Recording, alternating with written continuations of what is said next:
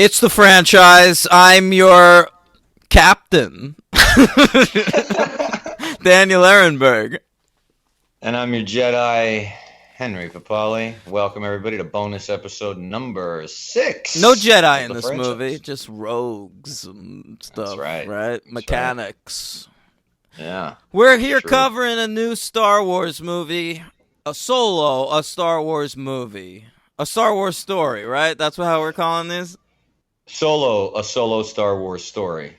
Yeah, Solo, a Star Wars. It's It's a Star Wars. Listen, it's definitely a Star Wars movie. Yeah. I'll give it that. I'll give it that too. It is recognizably a Star Wars movie. Yes. Okay.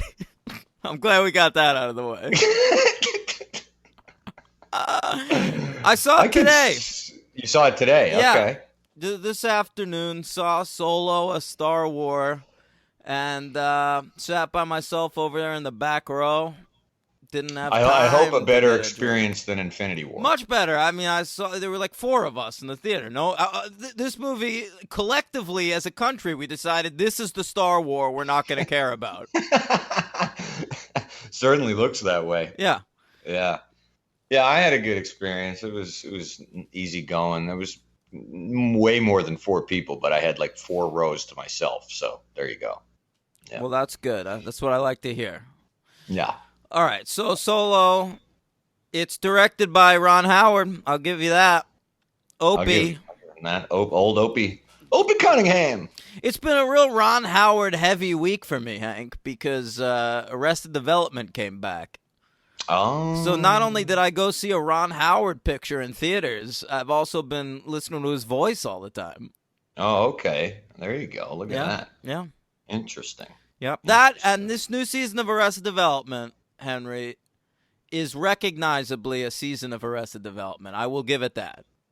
Oh, well, I never saw past whatever the original. How many were in the first run? 3 seasons. Yeah, I think I saw all 3, but I didn't continue when it came back.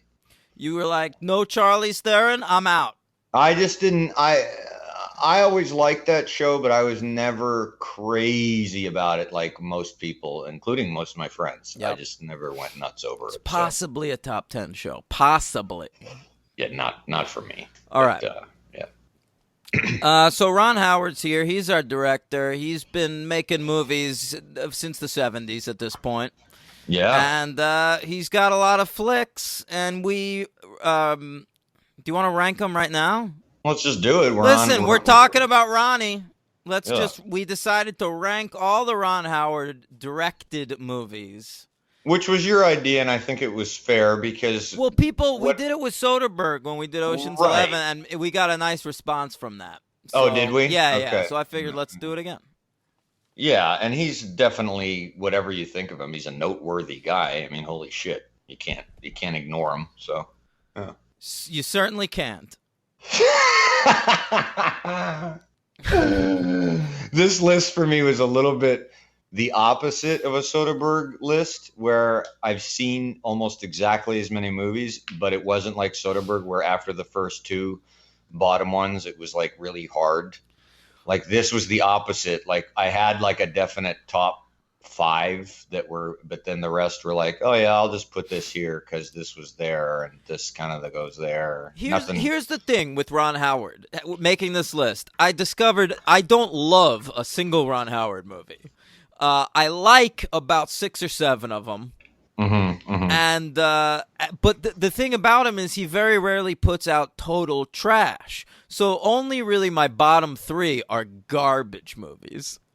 Yeah, and mine garbage. I would say, yeah, probably my bottom 2. Yeah. The rest, you're right. I mean, but that's arguable. Yeah, because he just goes to work. This guy, he shows up, he makes a movie. Everybody watches it. Everybody forgets about it immediately, and we all go home happy. Yeah, it's true. Yeah, it's true. Very workmanlike, man. That's right. Yeah. Speaking of workmanlike, I forgot to tell you, I saw The Post recently. The Post. Oh, the movie, The Post. Yeah, it was all right. All right. I think you thought I'd love it. But, I kind of did, but I mean, all right is basically how I felt about it. yeah, Yeah. I thought it was, it was all right. Hey, what a cast, though, huh? Oh yeah, yeah. Seriously, I like liked everybody else more than I liked. no, the I two feel the leads. same way, man. Like Tom Hanks and Meryl Streep, fucking cool that they're in a movie together. But how about that? Odenkirk and David Yeah. Cross and who How else? about Matthew Rees from The Americans? Is Jesse Plemons in that baby? Mm-hmm. Yeah, what a cast. Yeah, I actually thought Tom Hanks and Meryl Streep were over gilding the lily, as they say, a little bit. Listen to you. Yeah, yeah, especially Hanks. Carrie Coon, huh? She's great. Yeah. Great. Yeah. All right. right, Let's talk Howard. You've seen a couple more. Oh, than that's me. right. Yeah. So it turns out I have in my life sat through 20 Ron Howard movies. And I've sat Henry through 18. 18. So I'll give you my 20 and 19 right now. Okay.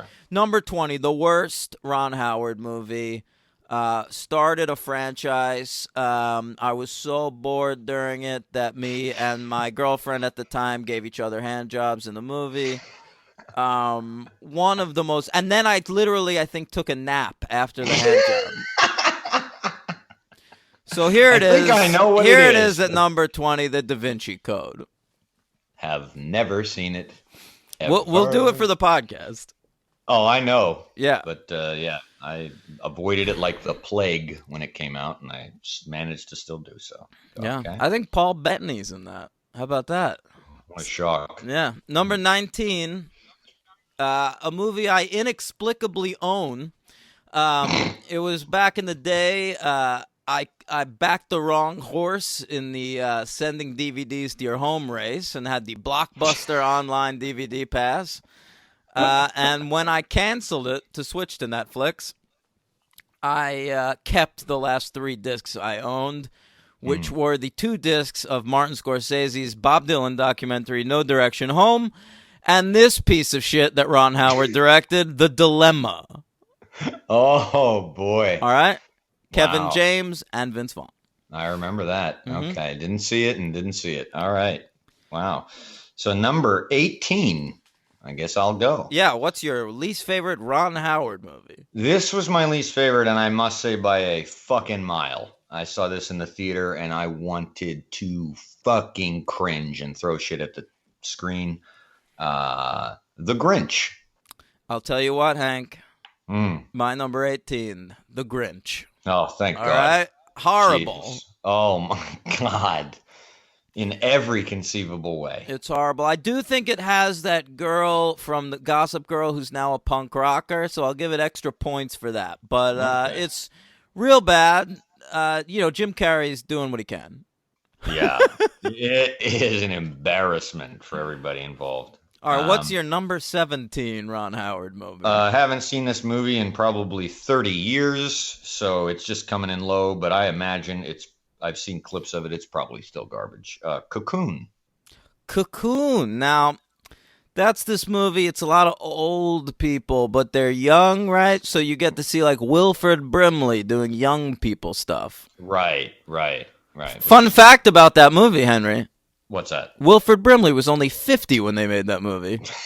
Didn't Wow. he seem like 90? As far as I recollect, he's always seemed like he's 90. Yeah. Yeah. All right, my number 17, it was Ronnie Howard's first, I believe, attempt at a big epic, maybe Oscar bait movie. Sure. Everyone is doing real bad Irish accents in this thing. It is a Tom Cruise, Nicole Kidman team up, far and away. Yeah. Fair enough. But my number 16 is The Paper.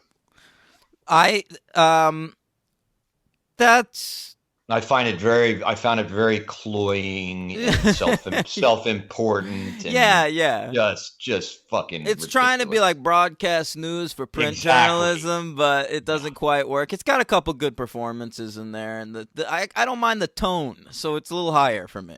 Okay. What's your 16? My number 16 features an actor from Solo, and an actor he's worked with a number of times. Listen, it's the late 90s. We're all terrified of reality TV. It's Ed TV. I didn't see it. Oh, really? That's the only gap within a certain time period of his where I didn't see a Ron Howard movie. Yeah. Sure. Well, besides the Da Vinci Code. It's got Jenna Elfman, everyone's fucking favorite. She's stuck around Hollywood. That's got to be bad. Yep. Ellen DeGeneres is in there too, acting up a storm. You'll love it. Some heavy hitters. Yeah. We're not there with the heavy hitters yet. My number 15, I remember liking it as a kid. So at 15, Gung Ho with I've never seen that. Yeah, it's got a lot of Asian stereotypes going on for it, so that's cool. I read something recently about Gung Ho that said the stereotypes aren't as bad as you think they might be. So you got to give it that. That could be true. I mean, I'm just remembering it from a very long time ago, so I could be wrong. But okay, I know Long Duck Dong is in it from 16. Is he? I believe so. Yeah. I saw him in something recently. He was doing that same thing. Yeah, sure. Yeah. Number 15 for me. Hey, it was just boring. I don't remember a thing about it. It sucked. Okay. Here it is, The Missing. Interesting. A Western with Tommy Lee Jones and Cate Blanchett. Hey, at least you got them in it. Yeah, very true. Very true. That's going to be like way high on your list, I bet. My number 14 is Far and Away. All right. My number 14, here it is, Willow. Willow was on my list, and then I remembered that I always confuse Willow with Legend. I've seen them both. Legend's way better. I like Legend. Yeah. And I remembered that all these years I've really never seen Willow all the way through. So, yeah. Okay. Warwick Davis. He shows up in Solo. I know. Yeah. My number 13 is a movie I really never liked. Probably should be even lower on my list, but everyone else did. Ransom. I liked Ransom. That's significantly higher on my list. My number 13 is Cocoon. Oh, okay. My number 12 is Apollo 13. Very low for Apollo 13. Never. I said last week. I know, we've talked about it, but still, when you're comparing it against other Ron Howard movies, it ended up pretty high for me. Yeah, no, I get it, but not for me, yeah. No. What are we up to, 12? You're 12. Yeah. My number 12 Ron Howard movie is Solo, a Star Wars story. Okay. My number 11 is In the Heart of the Sea. I didn't see it. That's that Moby Dick movie. I like how you really kept your feelings to yourself when I said Solo there, by the way. Okay. All right. In the Heart of the Sea. I skipped it. I should have. It's bad. All right. Yeah, it's bad. My number 11 is The Paper. Okay. Number 10 is Solo. Oh, pretty low for you too then, huh? Yes, sir. So there you go. Yeah. Listen, I want to say to the people out there, it's okay to like a movie we don't. All right? Don't get mad at me on the internet. Like, let me know what you liked about it. I'm interested. We'll talk about what we didn't. Yeah, but, we haven't given our ratings or anything yet. That's true. That's true. And I have no idea what you think. And, you don't know. We both put it low on our Ron Howard list. That's but it's a Ron Howard list. That's pretty telling. All right. All right. You're number 10? I said 10 was Solo. Okay, yeah. My 10 is one of his... The first film of his that I've seen was the Michael Keaton vehicle, Night Shift. Yes, okay. My number 9 is A Beautiful Mind. That's my number 9, his Best Picture winner, A Beautiful Mind. Look at that. Yeah. My number 8, I haven't seen this in a very long time. I remember liking it, but I have no affection or nostalgia for it, but I think it's a good movie. Parenthood. That's my number 8. Look at that. Yeah. Number 9 and number 8 and The Grinch are all Yeah, okay. it's okay. It gave birth to a vastly superior TV show, Mm. but it's all right. All right. And these top 7, I have to say, are pretty good movies, or to me. Number 7 to me, great Michael Keaton performance, Night Shift. All right. Yeah, good stuff. My number 7, Henry, Mm-hmm. give me back my son. It's Ransom. Really? Boy, is that high. Yeah. Fan of Mel Gibson, huh? No, he is good in that though. He had Doesn't good happen performances in him. Of course. Right. Yeah. All right. Number 6. Did you hear about the Lethal Weapon TV show, Hank? Refresh my memory. So they had Clayne Crawford, the fella Yes. from Rectify. Yeah. They fired him because he apparently was being too big an asshole on set. And they're replacing him this next season with Sean William Scott. Now, Oh, okay. I gotta say, is the character Riggs cursed to only be played by shitheads?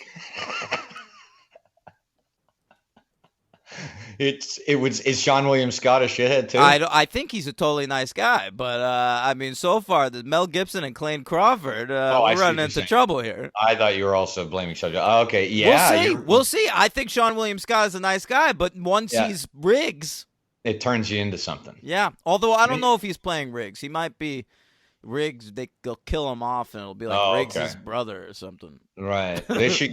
If he fails and he's a prick, they're gonna have to get Tom Hanks. Or just play not have a Lethal Weapon TV show. You know? Better idea. Yeah. All right, my number 6 is a movie I loved as a kid, and I think now probably the main reason to watch it would be John Candy, but Splash. All right. Yeah. My number 6 is a movie I fondly remember a parody of in Waiting for Guffman. It's Backdraft. Oh yeah, I'm glad to see that high on your list. Yeah. Number 5, and here we go. It is the heavy hitters time. So hang on. All right, let's hear it. Heavy hitters. These are the grand slams, the slap shots, the three-pointers, the touchdowns, the curling when the puck gets close to the circle. These are the heavy hitters of the franchise. Heavy hitters. Okay. Yeah. My favorite part's the last part. Which part? When it cuts into heavy hitters. Yeah, that was some really hard editing. Yeah. It's great editing. Really. What's your number 5? Rush. Rush. All right. Keeping with those one-syllable words, I've got Splash over here, number 5. Splash. Rush. Rush Splash. All right. I'm happy to see that high. Number 4. Never saw this movie again, but I really remember liking it when I saw it on DVD. The Missing. Oh, okay. Well, there you have it. The Missing. That's the Yeah. biggest disparity here. I have it at number 15. Yeah. You have it at probably. number 4. Probably. My number All right. 4 is Apollo 13. Wow. All right. Well, that's pretty big too. Mine was 12 on mine. Yeah. So. All right. Number 3. I can't not like this movie. It's fucking ridiculous and insane, and it's awesome. Backdraft. My number 3 will be Henry's number 1, I am predicting, and that is a movie called Cinderella Man. Oh, I'm glad to see that so high in your I list. love that movie. I do. It's I do my know that. favorite Russell Crowe performance. Wow. Yeah.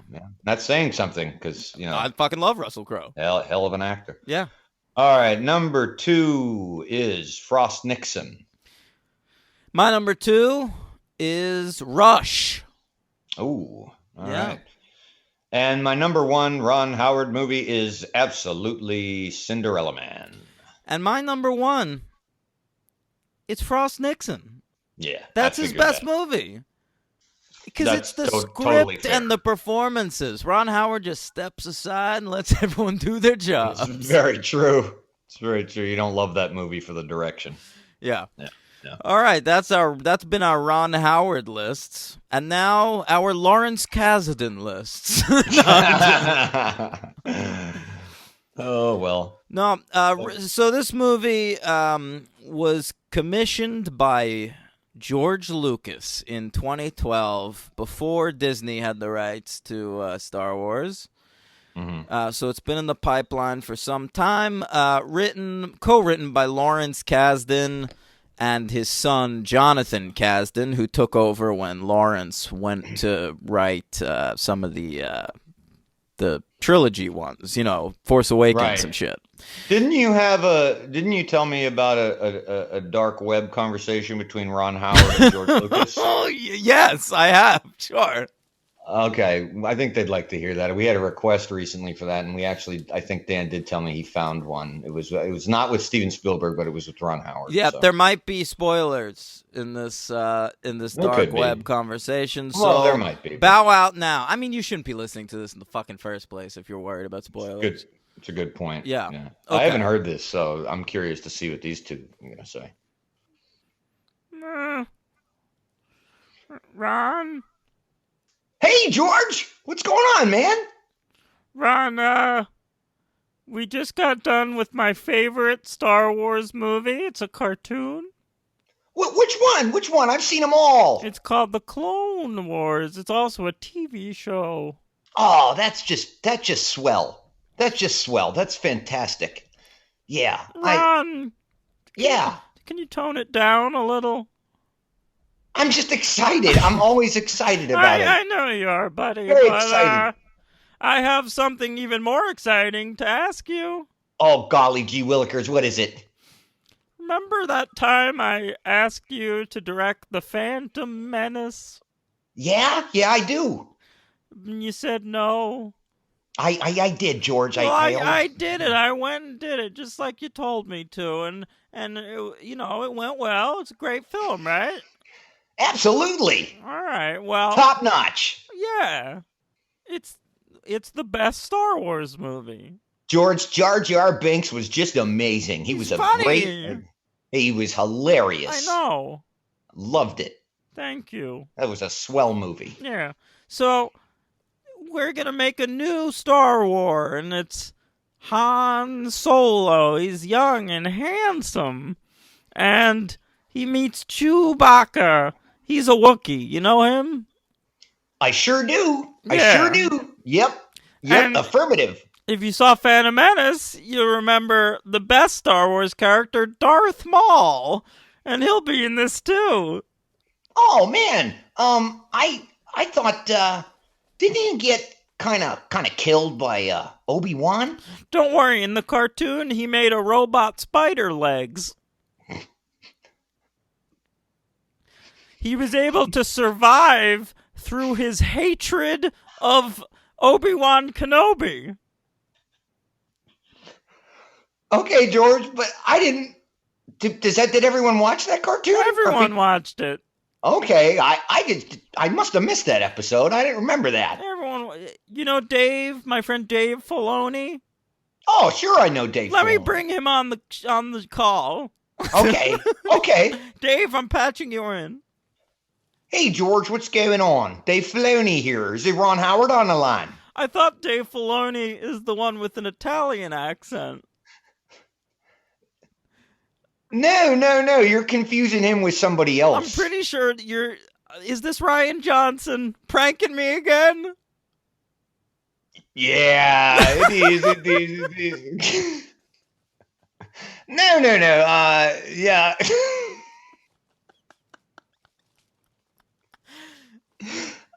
George, you know what? It's Ron Howard again. I think we lost that call. Oh man! All right. Well, Yeah. Dave Filoni, he's my favorite director, other than Ron Howard and of course Steven. Ryan Johnson's the guy from Baltimore, right? Yeah. Oh, now I remember how he talked. Right. Yeah, That's right. right. That's why it didn't sound familiar, but that's okay. Another No. time. Oh yeah. So, yeah. Any interest in directing this solo Star Wars movie? Oh, Peachy Keen, man. Peachy Keen. I'd love to do it. It'd be amazing. Okay, well, maybe you will. I'm gonna sell my entire life's work to Disney tomorrow, but we'll see what they want. Woo! I would love to do it, and Disney's a great family-friendly company. I've just always loved everything they put out. I'd be just the most swelliest thing I could do. I So love I'd be Disney. honored. I love Disney too. You know, the biggest influence on Jar Jar Binks was Song of the South.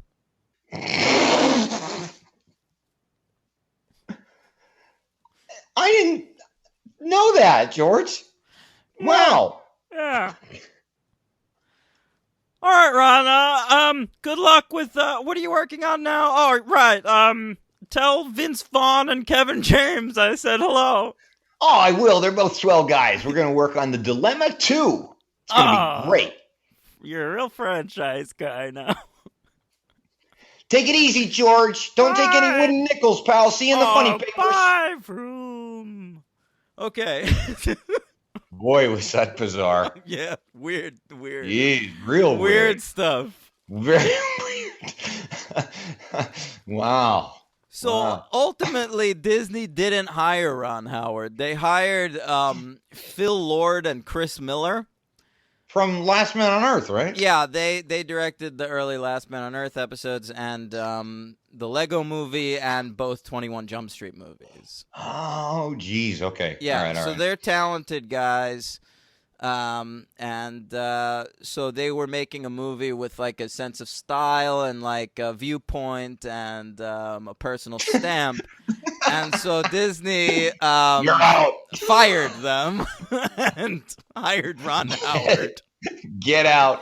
They like shepherded this movie for years. It's honestly really similar to Marvel's handling of Ant-Man. I knew you were going Of to say course, that. it's impossible Yeah, not sure. to say it. Yeah. So Edgar Wright, one of my favorite all-time filmmakers, shepherded Ant-Man all the way through production, and I mean pre-production and the script and the story, and then ultimately when it came time to direct a good movie, they fired him and hired a pretty workmanlike guy in Peyton Reed, right?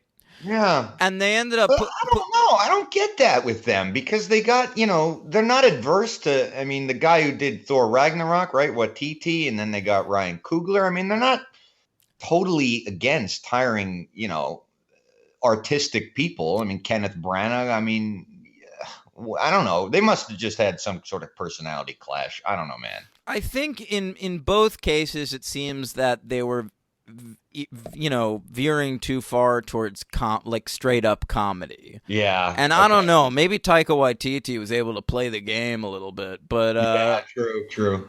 But these guys got shit canned. So what we end up with Ant-Man is like a totally solid Marvel movie that kind of blends in. And I think what we get here is recognizably a Star Wars movie. Yeah. Agreed. From front to back, it takes place in the Star Wars universe. Yeah. Wow. Yeah. All right. So they were fired. So supposedly 70% of the finished footage is Ron Howard's. Phil Lord and Chris Miller decided they didn't want to be credited as co-directors with Ron Howard, so they just get an executive producer credit. And Ron Howard puts his very unique Ron Howard stamp all over this film. It was released May 25th, 2018. Very expensive movie, budget of $250 million. And so far it's made $180 million worldwide. It's been a little bit of a disappointment for Disney, but by no means like a tank or anything. No, but it's been out for like a week and it has not recouped its budget. I mean, that can only go down. No? It'll make back its money, man. It's gonna be like Justice League or something, which is like a hit by any measure, but in terms of Star Wars movies, maybe not what they wanted. It's the lowest one so far, right? Yeah. I think it's gonna end up being the lowest. I mean, except for fucking Clone Wars, it's already beat that. Oh, the cartoon. Yeah. Well, yeah, of course. The price of admission to the movie beat that. Yeah. I don't know what that joke means. Means I paid $5 to see the movie, and that's all the Clone Wars made. Oh, right. Fair. It was $5 Tuesday. Nice. I paid $16. God, Jesus, that was matinee prices. There are no matinee prices in Manhattan anymore. I know. Ugh. All right, so let's get to it, man. Let's get to it. It starts off on, some planet. It's overcast planet. Corellia. Sure. I called it the mud planet in my head. When I was in the theater, I was going, all right, so everything's a fucking mud planet in this movie. We got the ice planet, we got the rain planet, we got the desert planet, so this will be the mud planet. The whole movie is just gray. Yeah. I was worried when it started off. I did not care for the first.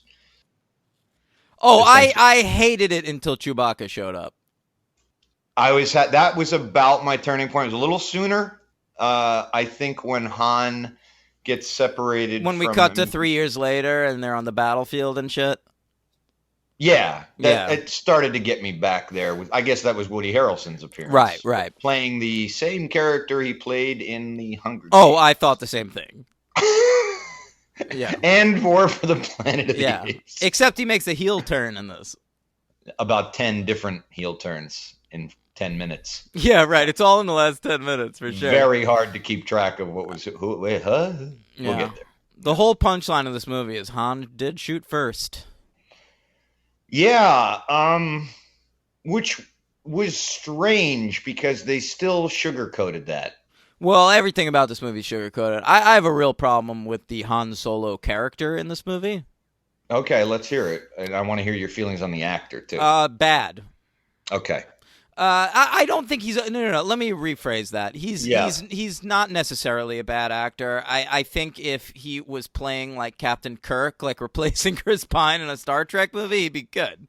Well, it's funny that you said that because that's who I thought of, and I was thinking about when I saw the first Star Trek, J.J. Abrams in the theater, and thinking like, well, who's gonna be able to, William Shatner, man, it's fucking cool. It's Captain Kirk, and Chris Pine really just was great. Yeah, but there's a world of difference between William Shatner and Harrison Ford. That's correct, and that's worth considering. So you're saying Chris Pine had easier acting shoes? Well, for sure, it's a thankless task to be playing Han Solo in a Han Solo movie. Absolutely, and that's why I gave this guy. I'm going to cut this guy some slack. But that's what I did. But it's a problem with the writing and a problem with the performance. And my problem is this: the guy has no edge whatsoever. And the whole point of Han Solo is he's the rogue, and he's not built to be the lead in a movie. He's built to be a member of an ensemble. And so you need him to be the hero. But in this movie, there's like a moment where the love interest, Amelia Clark, who just can't do anything right, she's fine. She goes up to him and says, like, I know your secret, Han. Like, I'm the only one that knows that you're a hero. Right. And I'm like, what the fuck are you talking about? Of course he's a hero. He's been acting like the sweetest, nicest guy the entire movie. He has no edge whatsoever. He's as earnest and sincere as they come. I more believe that this reads more like a Luke origin story than a Han origin story.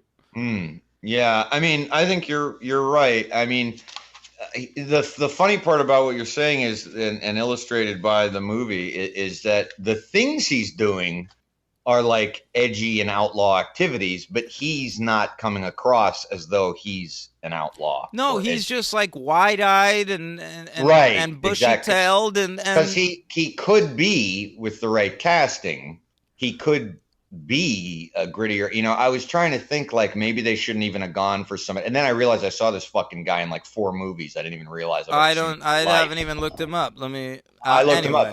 I saw him he was in the Tetro. I hated that movie. I liked it a lot, but I don't remember him at all. I saw Stoker and I liked that. I don't remember him in that. and he was in one other thing I saw, which if you're looking it up, I don't know. But He was in Hail Caesar. I didn't see that. No, it was something earlier. He was in Blue Jasmine. Yeah, that was the other thing. Don't remember him in that either.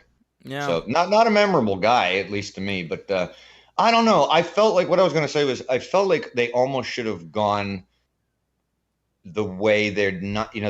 They're putting unknowns in a lot of these things. Some of them. Not all It's of them. got to be an unknown. Well, but I don't know.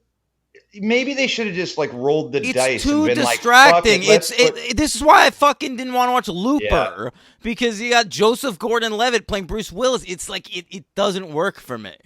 So then Then all of a sudden it's the fucking Divine Secrets of the Ya-Ya Sisterhood. Right. So then you can't really find anybody. I mean, the guy has everything stacked against him. I mean, I read that among the 3,000 people they were looking at, that Miles Teller was up for it. I mean, Yeah, that's weird. he might have. He might I mean, been in look, darker. he's knows got how to be directed differently. Yeah, maybe by not such a sunny, optimistic director. Yeah, I mean, it's You heard the conversation. I he's mean, too Jesus. nice. If the whole point of your movie is that Han is the guy that shoots first, then give me anything that would convince me of that in the 2 hours and 15 minutes of your movie. And then I need you to answer me a question, because I easily could have missed it, or this is what I meant by sugarcoating. What? He shoots Woody Harrelson at the end, but you don't see him shoot him, right? You see Woody go down, like Han's got his hand on his gun, but then Woody just drops. I thought that was well shot. I had no problem with But that. no. But I actually, for a second, thought like he was killed from somebody behind. Well, then or you're a something. dummy. Yeah, definitely, it's on me. Yeah. But I was like, why didn't we show Han pull the gun out and shoot him? I mean, are we still fucking doing this Greedo shit? I mean, I guess we are. I have a problem with almost all the casting in this movie, dude. All right, but hold on. So I Okay, didn't miss okay. anything. You don't see him pull the gun, right? No, I don't blink. remember, but like to me, it was well edited enough that. Okay. Yeah. Super edited. So you didn't like a lot of the casting. Almost any of it. Well, I know which one I'm sure you're going to really like. Who? Donald Glover. Oh, well, listen. Because I have one issue with that performance, but That's crazy. I mean, of all the things in this movie to complain about. no, I have other things, but All right, no, yeah. I all right. thought he was great. Donald Glover But- is far and away the MVP of this movie. He's tied with somebody for me. Far and away, Ron Howard reference. No, he's first of all, Henry, I've got a bone to pick with you. What? He's tied. No. Every fucking week now, it's a tie with you. I am sick of these ties. Sometimes it happens, man. It's every week now. It is not every week. is. I'll look at my notes and prove that I'm wrong. What was last episode? All right, last episode was Ocean's 11, and I had a tie between Peter Lawford Yep. and Dean Martin. And then the remake was, I did not have a tie with Steven Soderbergh. Okay, but although it's on one the per air, episode. One per episode. You're So you'd like me tying. to lay off the ties, huh? Stop tying. Stop tying. I can't guarantee that's going to be permanent, but all right, I'll do it for you. All right, I'm not gonna give it to Lando. That's crazy to me. Yeah. Well, you know what? You're already taking away some of my freedom. So no. All right, I'll give it to Lando if you can convince me that this isn't an issue. Okay. Did you think Donald Glover was laying it on a little too thick? I think Donald Glover was laying it on thick and therefore was entertaining in a way that this movie was not, because I was so goddamn bored during this movie. I was not bored. I was dying for this movie to be over. No, I was not. I took I out was my not. phone to IMDb. I never do that in the theater. Wow, man, I disagree. I think that the movie. I took out my phone. I was like, who's this shitty cinematographer? Yeah. I did not have that much of an issue with it. To me, it was an okay film that was a little light on its feet for my taste, but But it Donald would have Glover. been even more light on its feet under Phil Lord and Chris Miller, and that's what I want. I think Well, Donald. but I then think go the Donald whole other way. Glover is giving that performance. Right. Donald Glover is being in this movie and giving a performance from a different, better movie. Yeah, that's fair. Okay. I mean, if Phil Lord and Miller would have done it, I guess it would have been like a full blown like Thor Ragnarok situation. Yeah. Which might have been a better idea. Yeah. Because they either had to go like Rogue One mood or Oh my God! And this movie looks like Rogue One, but it doesn't earn it at all because it is kind of a light on its feet movie. Well, I loved Rogue One, as you know. So, I know. But yeah. But I like that. This was far more entertaining to me than Force Awakens or Last Jedi. Far more. Henry, Yeah. Solo, a Star Wars story. Uh-huh. I'm just gonna go ahead and say it right now. Yeah. It's better than Phantom Menace and Attack of the Clones. That's it. Okay. Yeah, I have it better than there's 10 movies, not counting the cartoon, and I have it as the 6th best movie. I have Phantom Menace, Attack of the Clones, Last Jedi, and Force Awakens below it. But you already know how I feel about those. We spent 2.5 hours talking about them, so yeah. This movie sucked. So you're giving it a 1? No, I'm gonna give it a 2. Yeah, I'm giving it 3. Yeah, I figured. Now, Yeah. look, I mean, anyway, I'll get rid of my tie then. I'll give it to Glover. I was going to give it to Chewbacca because Chewbacca's fucking awesome. Chewbacca's great in this. I really liked his opening. Yeah. You know, when he's That was revealed as cool. the Beast, that's nice. Yeah, that was really cool. And that's why it's a 2. There's a couple of real good scenes in this movie, and it comes to life every time Donald Glover's on screen. Yeah. I knew actually I could give you my LVP real easily. Who's that? For me, it was very obvious right away. Paul Bettany. Paul Bettany sucks. He is terrible. Do you know who? Yes. Yeah, you know about this.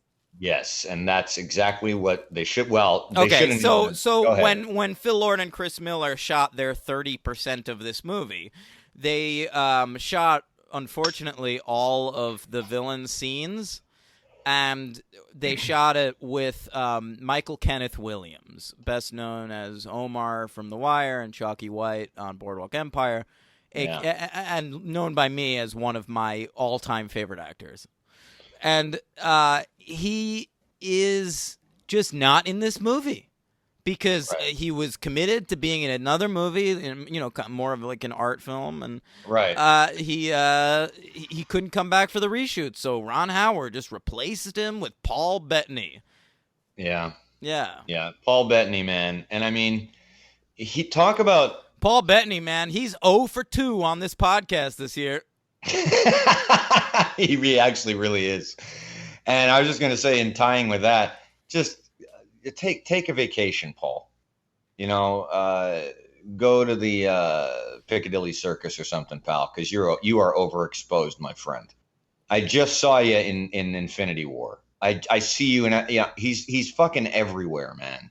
I mean, just but so is come on. Woody Harrelson. We're not complaining. Because Woody Harrelson's awesome. Yeah, I know. Doesn't matter. Woody Harrelson was in LBJ, which was fucking horrible, and I still didn't care. I wasn't like, oh, Woody, take a break. I don't care. Paul Bettany just not that good. Not that good. Not that There's good. a lot of not that goods in this movie, Hank. I liked. All right, I'll think things I liked. All right. Lando. Yeah, that's it. Listen. Card games with Lando. The card games, you know, it goes okay based on Donald Glover's personality, but I mean, if you thought watching card games you understood was boring, you don't know how to play Sabak? No, thank you. I liked the Millennium Falcon. That is a spaceship. That was the best music cue in the movie. Yeah, music was pretty weak. Yeah, the music was bad. You know what it reminded me of a little bit? The Joel Schumacher Batman movies. Oh, really? Yeah. But boy, that's an ouch. Yeah, But they used classic Star Wars themes a few times, and Right. easily the best time was that reveal of the Millennium Falcon. I don't even remember It was really good. Yeah, It was like as good as the Millennium Falcon reveal in Force Awakens, which I love. yeah. I just remember thinking with the music, I was like, Jesus Christ, man. I really had this thought while I was watching the movie. Like, there's a big battle getting off that mining planet. We didn't even do the plot, but, whatever. Listen, it's Han Solo. He's young. He's in love with Emilia Clarke, Daenerys stealing a bunch of Targaryen, shit. the mother of dragons. And Yes. then he goes off to join this crew of robbers with Woody Harrelson. Thandie Newton, who's fantastic, but we kill for no reason a half hour into this movie. By the way, I thought that the two scenes in the movie that I really, actually 3 scenes. I liked that train sequence. I thought was very cool. Yeah. Well, it's just Snowpiercer. Completely, but yeah, right. But I thought it was very cool. That's all right.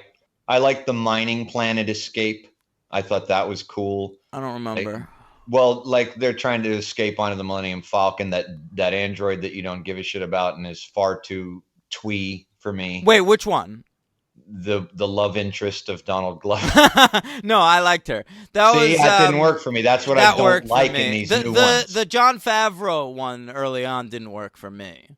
No, he did not. Yeah. And while it was fun to hear his voice, I didn't know it was him. I did. I didn't know he was in it, and therefore I didn't know. Well, I didn't know he was in it either. I'd recognize his voice. Did you really? Yeah. I did not at all. The droid. So thing, the droid was Phoebe Waller-Bridge, a fine comedic actress of some note.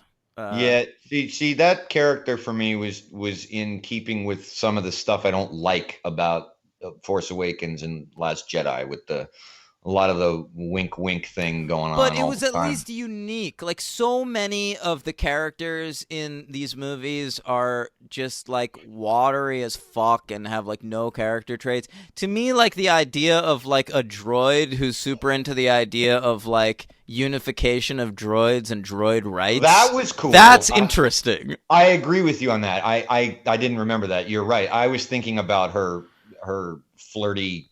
But I kind of like that too. Just the idea that she's like 100% convinced that Lando wants to fuck her, and she's this droid. Like, that's very funny. Like, she's funny in that scene with Emilia Clarke, even though Emilia Clarke does everything she can to sabotage the scene by being as boring as possible. Jeez, really don't like Emilia Clarke. Daenerys Targaryen. I watched the first season of Game of Thrones and gave up. I'm not a fan. Right. But that character to me is Boba Fett. She's the Boba Fett of Game of Thrones. She's a creature design. She's a great character design. That white hair and the dragons and whatever. Sure. But Emilia Clarke, she can't act. Sorry. Oh, shots fired. Yeah. All right, I didn't notice much. Did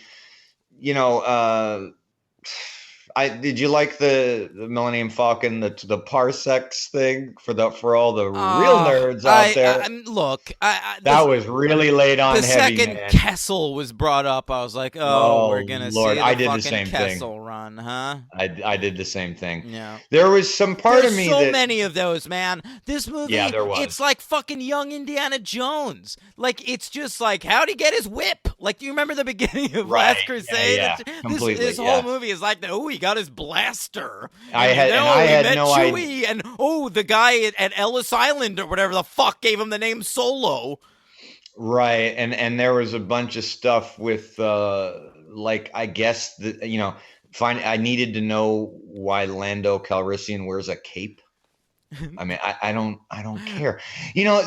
Some of the problems. And there was the thing with he pretends to not be his friend at first. So then in Empire Strikes Back, we're like, now see Lando, he didn't come up with that. He's doing the thing Han did. Right, and I think that some of the basic problem with these. I mean, I guess there's only been 2 spinoffs now, but Rogue One was kind of its own animal. Self-contained. you're picking a character, and some of the things that are cool about iconic characters like Han Solo and Indiana Jones and any Harrison Ford character, no, are like Except for Rick Deckard. right. Okay, yeah, I should have seen that coming. Are that sometimes it's nice to leave it to your imagination, and you don't need everything explained, you know. So now I'll never see Empire Strikes Back Didn't we learn our without lesson? thinking about, now I know exactly how they met. You know what I mean? Like sometimes you can just leave something be and let us mythologize it ourselves. Henry, in A New Hope, in Star Wars, we are told about the Clone Wars, and we're like, that sounds fucking awesome. What was the Clone Wars?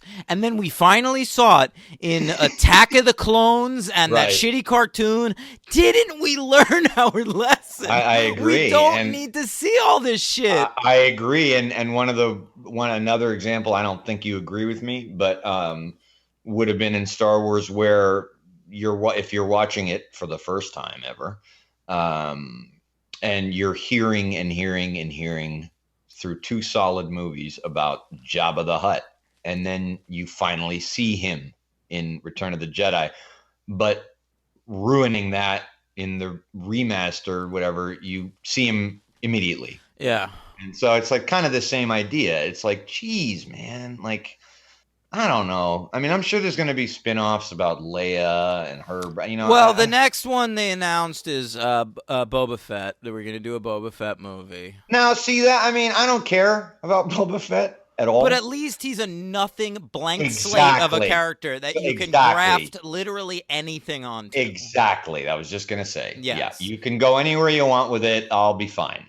And, you know, I'd be interested in seeing a Leia movie. Hey, listen, I'm happy they're making a shit ton of Star Wars movies. I wish they were one a year and not, like, 5 months after one. Like, it's way too soon since Last Jedi. Yes. And I was mixed on Last Jedi when it came out. And honestly, watching Solo, I was like, remember the stuff with Rey and Adam Driver? That's so much better than this. I didn't feel that. I really did. But anyway, like, so obviously there's only going to be more Star Wars movies. There's so many coming out. JJ is working on Episode 9. Rian Johnson is doing his own Star Wars trilogy. David Benioff and D.B. Weiss, the creators of Game of Thrones, the TV show, are going to write and direct their own trilogy. I didn't know that. We know, so that's 7 plus the Boba Fett movie. That's 8 confirmed Star Wars movies and that the are Lando currently one being made. Talked about. Yeah, but that's probably like somewhere far down the pike. Right. Yeah. Let Donald Glover do his fucking genius shit and not have to be in mediocre Star Wars movies. But anyway, so and I'm excited about all those movies. I'm excited about literally every single one of them. But we have reached a point where, like, if I was not covering this for the podcast, I might not have seen this in theaters. I got to tell you right now, even though I liked it considerably more than you, I would not have seen this in the theaters at all. No way. I would have waited. I would have watched it, but I would have seen it when I saw it. I wouldn't have cared. Yeah. How'd you feel about Darth Maul? Listen, it was the first acknowledgement of the fucking prequels, I think, from the new Star Wars movie, so I was kind of a little excited. Well, you know, I had read after the movie and then was illuminated more by the conversation that we listened to with Ron Howard. Yeah. I was, when I first saw him, I was completely fucking confused because I thought I was equipped to go into this movie knowing this storyline vaguely or not vaguely, pretty well. And like, okay, so this takes place in between Sith and A New Hope, you know, around the same time probably as Rogue One, right. That kind of thing. Maybe probably before Rogue One. Yeah, and so right. So then I was like, but he's fucking dead. Yeah. So I was like, I don't get it. I was like, what is going on? And then I never occurred to me that he was not completely killed. Texted my friend Gallagher the second the movie ended. Oh, that was, well, I just went to Wikipedia. Said, yo, Gallagher, how's Maul alive? he sent me a link to an article about how, Darth Maul kept himself alive through the power of his hatred of Obi-Wan Kenobi and built mechanical spider legs to walk upon. And, by the way, and he had spider legs in the movies, because I didn't see that. I just responded, "Oh God!" And then he texted me, "I noticed the spider legs the second time we saw it." So there you go. I didn't notice. Oh, Gallagher's a big Star Wars guy. He's already seen this baby twice. But yeah. I didn't know any of that. And okay, so we also forgot. Aren't they working also on an Obi-Wan movie, right? That's right. Yeah, that's in development. Yeah. I want to see Ewan McGregor in it. He's like 50 now. That'd be great. Yeah. I'd love it. He could be Obi-Wan, like between Revenge of the There Sith you and go. New Hope. Yeah, I mean, what was he doing all those other years? It'll be just like a storyline about him, like trying to like protect Tatooine from like sex traffickers or something. Right. Yeah, they'll never do that. Oh. That would take balls. They'll never do that. Yeah. Never fucking do that. I like the lines about Woody Harrelson saying there's a gangster on Tatooine he's going to go work for. And but then cool. It turned out that he was like lying to him. And no. But I just mean the line itself because you know who he's talking about. Yeah, and Han Solo says it at the end. Yeah. Han says it at the end, and I know. Yeah, the ending just goes off the rails because there's like. Oh my God, that sequence in the in Paul Bettany's lair. I thought the fight between Jesus. I thought the fist fight between Bettany and Emilia Clarke was well choreographed. I'll give it that. It was a good fight scene. It was fine. But I mean, that's the kind of scene where I'm watching a movie and I'm going, they didn't know what to do here. Yeah. Like that's not clever. That's just they didn't know who to make bad, who to make good. That's what's going on there. It looked like someone had the red pages, somebody had the blue pages. It was it was like a locked room mystery. It turned into an episode of Frasier at the end. Well, I know all the secrets. Well, I took the precaution of not. Well, he's not on my side, but I have the coaxium, but I don't. Yeah. Well, baby, I hear the Jedi calling. Toss blasters and meanwhile, I gotta say, to Donald Glover's credit, as the character, which will say, I guess, how good he was when he takes off and just leaves. I was like, boy, I really hope he comes back for something. Yeah, and he did. And he doesn't. No, just till the end. Yeah, well, but he did at the end. That was happy. Yeah, I know, but I thought like he'd make kind of a re-entry, like a heroic save. But, in A New Hope. Yeah, like Han does in A New Hope or something. Yeah. Nope, doesn't do it. Yeah. Is there anybody we didn't touch upon? Any major characters? I feel like we got them all. We got Bettany, Glover, Harrelson, Thandie Clark, Newton, underused. Yeah. Phoebe Waller-Bridge. Yeah, listen, we did it. Yeah, we got pretty much everybody, and I like the movie. I like the mystery of this order that Darth Maul is the head of, and that Emilia Clarke is working with. I thought.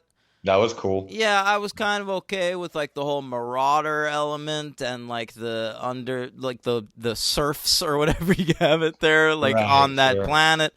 So there were things that Donald Glover's great. It is nowhere close to a 2, but it is easily my least favorite of this new run of Star Wars. You mean it's nowhere close to a 3? What did I say? 2. Oh yeah. Oh, nowhere close to a 1. I think I meant. Oh yeah, okay. It's a solid 2. I just I think it's a solid 3. It's okay. I can see myself maybe watching this once more in my life. That's it. Yeah, I understand that. I mean, I would have no great desire. I already have the Star Wars. There's so many Star Wars movies now that there's never going to be a time in my life where I'm like, I'm going to run through all the Star Wars movies again. I mean, if I did it, I already know what I would start with and end with. So Phantom Menace and Attack of the Clones. No need to go anywhere else. That's it, baby. Yeah. I don't think that Solo would be included on that. I've basically got 5 Star Wars movies in my canon that I'll No, watch. totally, you're right. To me, it's the Well, they're different for you, but you probably have but 5 no, as no. well. For me, it's the saga starting Right. with Revenge of the Sith. I don't care about I anything agree. else. So it's like 3, 4, 5, 6, 7, 8. That's my Star Wars. That's more than me. Yeah, I'd be. Oh, the saga. Right. Yeah. I'd be. I don't care about any of these side movies so far. And Right, 1 and 2 are garbage, and the cartoon's garbage. So 3 through 8. That's my Star Wars. Yeah, my Star Wars would be 3, Rogue One, 4, 5, 6, and I'm good. Yep. Fine by me. Don't need a 7 and 8. All right, Hank. I do have a superhero count. Oh, right. Okay. Well, 2, 3. MVP, Donald Glover, we're agreeing upon. Yes. Who's your LVP, Paul Bettany? Fuck yeah. I'm going to go Amelia Clark. Wow. Yeah, you really didn't. Yeah. Bettany's worse, but just for the sake of variety. Okay. Yeah. It's time for this now.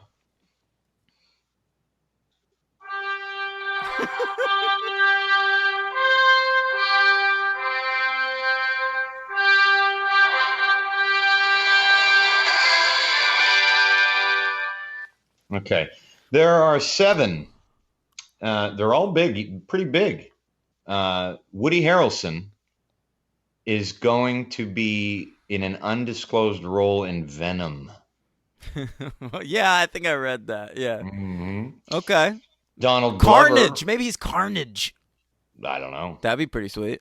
I don't know the Venom world well enough, or probably even the Spider-Man one. Donald Glover was in Spider-Man: Homecoming. Yeah. I don't remember him in that at all. But, okay. He popped up. And in the Ultimate Spider-Man, the cartoon, he played As Miles Spider-Man. Morales. Yeah. Yeah. So during the Community years, when they were going to do Amazing Spider-Man, Donald Glover lobbied, or maybe it wasn't even Donald Glover. Like, there was a contingent of fans that decided Donald Glover should play Spider-Man. Should have done it. Yeah, and so around that time, Brian Michael Bendis created a black Spider-Man in the Ultimate Universe because they had killed off Peter Parker in the Ultimate Universe, and that was Miles Morales. So now, as like a nod, every time they throw Miles Morales in something, they have Donald Glover to play him. Oh, all right. There you go. Of course, we got Paul Bettany as Vision / Jarvis. Yep. Yep. Jon Favreau, He was Happy. Happy Hogan and Foggy Nelson. That's right, in the Ben Affleck Daredevil, of course. We got Ron Howard's broster, Clint Howard. Oh, yeah, Clint Howard. Excited to see him. Always. Ron Howard's Hector Elizondo. That's right. He was in The Rocketeer. Was he? Yeah, All apparently. Ice Darth Cream Man. That's a superhero. The visual of Darth Maul was played again by Ray Park, who I believe played him in the Phantom Menace. Yep, they didn't let him do the voice this time, though. He can't act. Apparently not, but Yeah. he was Toad in X-Men. That's right. And then finally, the voice of Darth Maul was played by Sam Witwer. Mm-hmm. Crash Down from Battlestar Galactica, thanks. Oh, okay. Well, he played a character in Smallville called Davis Bloom, and in Justice League Throne of Atlantis, he played the Ocean Master. Sure. He mastered that ocean. Yeah, he did. All right, Hank.